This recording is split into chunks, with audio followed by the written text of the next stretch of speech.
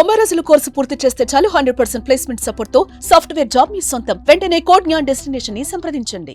కాదు రవి, నువ్వు ఇన్ని సినిమాలు చేసావు అంటే నిన్ను సెట్ వర్క్ తీసుకోవడానికి వాళ్ళు మొహమాట వల్లలేదు, అన్ని సినిమాలు చేసావు కదరా, నువ్వు ఆర్టిస్ట్ కానీ నేను తెలియదు కదా వాళ్ళకి నేను ఆర్టిస్ట్ అని, అంటే పెద్దగా అయిపోయినా కదా తెలియదు. తెలిసిన వాళ్ళన్నా అనలేదా ఆర్టిస్ట్ వైపే ట్రై చేయపో ఇది వద్దు అని? నాకు గుర్తుపట్టింది ఒకే ఒక ప్రొడ్యూసర్, అది కూడా మన ఎన్టీఆర్ వాళ్ళ ప్రొడ్యూసర్. ఎన్టీఆర్ గారి సినిమా ఏం సినిమా? ఆంధ్ర వాళ్ళ. ఆంధ్ర వాళ్ళలో అప్పుడు ఆయన కూడా చెప్పొద్దు పెద్దోళ్ళు, ఆయన పేరు కృష్ణ సార్. ఆయన పేరు కృష్ణ సారే, సినిమా పేరు కూడా కృష్ణమ్మ. ఆ సినిమాతో స్టార్ట్ అయింది. నువ్వు నా కాడ ఒక జగలో పనిచేసినావు, నువ్వు నా సినిమాలో నేను ప్రొడ్యూసర్గా చేస్తున్నా, నువ్వు చెయ్యాలి అన్నాడు యాక్టర్గా.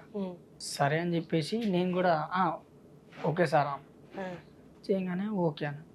కానీ ఆ సినిమా ఎటు పోయిందో ఏందో అది తెలియదు. కొన్ని సినిమాలు అట్లా అయిపోతూ ఉంటాయి. అన్ని సినిమాల తర్వాత నేను ఇంకా యాక్టర్ అయిపోతాను, యాక్టింగ్ అంటే నాకు ఇంట్రెస్ట్ ఉంది కదా అని అలా ఏం అనుకోలేదా నువ్వు? యాక్టింగ్ వైపే ట్రై చేస్తాను, నీకు యాక్టింగ్ అంటే బాగా ఇష్టమా? యాక్టింగ్ అంటూ నాకు ఇష్టమే కాదనట్లేను, కానీ నేను పోయి బతిమలాడతా చూడండి, వాళ్ళు రేపు రండి ఎల్లుండి రండి, ఇష్టం లేదు. ఎందుకంటే నాకు అవకాశం వచ్చినప్పుడే వదులుకున్నా. ఎందుకు వదులుకున్నావు? ఎందుకంటే ఇప్పుడు నేను చెప్పలేను, సీరియస్గా చెప్పాలంటే అమ్మ చనిపోయినప్పుడు అప్పటికీ ఏం బాధపడలేదు, సర్లే అనుకున్నా. కానీ నేను ఆఫీస్ చుట్టూ తిరిగినప్పుడు నాకు ఎందుకు ఇంతగా తిరిగిపిచ్చి ఎందుకు అని చెప్పి అనుకున్నా. కానీ ఒక్కటి రేపు రా ఎల్లుండి రా అంటారు కదా, అది నాకు నచ్చల. ఆశ పెట్టడం నచ్చలేదు, అక్కడే చచ్చిపోయింది మనసు. నిజం మేడం, చచ్చిపోయాను నేను. అందుకే ఇక ఇవన్నీ వద్దు, మనకు వర్కౌట్ కాదు అంటే ఏదో ఒకటి బ్లాక్ చేసుకుందాం, ఉన్నది చేసుకుందాం అని చెప్పేసి నేను ఇక గమ్మునున్నా. ఇప్పుడు సెట్ వర్క్ ఎంత, రోజుకి ఎంత వస్తుంది? రోజు 700. రోజు ఉంటుందా వర్క్? అంటే రోజు ఉండదు. ఇక అంటే మన ఒపీనియన్, మన ఓపిక ఎంత ఉందో అంతవరకు. కానీ హార్డ్ వర్క్ మినిమం 175 కేజీలు ఉంటుంది, అది ఎత్తాలి. నా పర్సనాలిటీకి ఆ ప్లాట్ఫారానికి అసలు సంబంధం లేదు. ఎత్తుతావా 175 కేజీలు? అంటే నేను ఒక్కడనే కాదు, ఇద్దరు, ముందలో కూడా వెనకాల కూడా. లైట్స్ అవన్నీ లైట్స్ గా ప్లాట్ఫారం స్టేజ్ అది ఇది ఐరన్ది, ట్రాలీకి వేస్తారు కదా ఐరన్, అదేనా? అదే ఓకే. పెద్ద అమ్మ ఎలా చనిపోయారు? అమ్మ నాన్న బామ్మ ఒకటేసారి కాల్చుకొని చనిపోయారు. కాల్చుకోనా?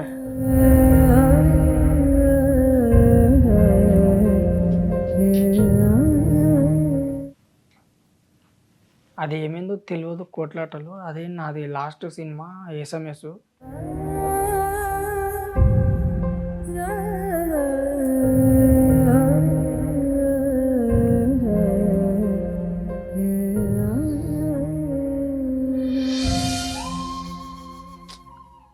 అప్పటికించి ఎవరు నాకు సపోర్ట్ ఇవ్వలేదు. కాదు రవి, ఎక్కడ ఉండేవాళ్ళు మీరు?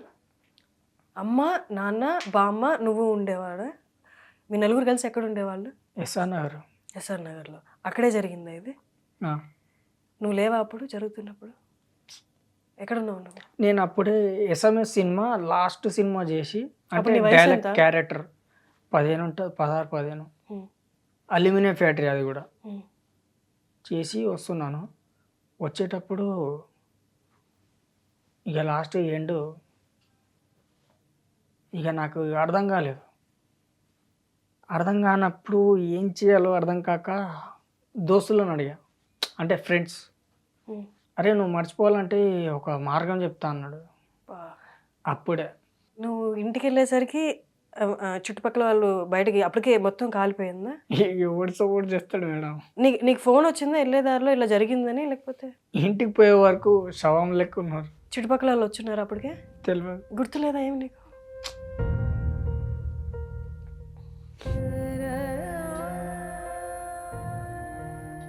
అంటే వాళ్ళు అలా తగలబడిపోతుంటే చుట్టుపక్కల వాళ్ళు రావడం, అంబులెన్స్ అవేమీ జరగలేదా?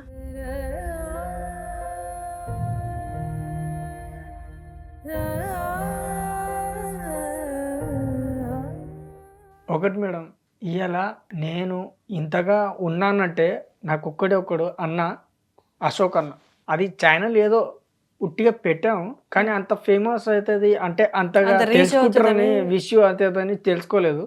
కానీ మా అశోక్ అన్నకి క్లాస్ కొట్టాలి మేడం. కాదు రవి, ఇంట్లో అమ్మ వాళ్ళు గొడవ పడ్డం అసలు ఎందుకు రీజన్ అని నీకు ఏమన్నా ఎప్పుడైనా ఆలోచించావా?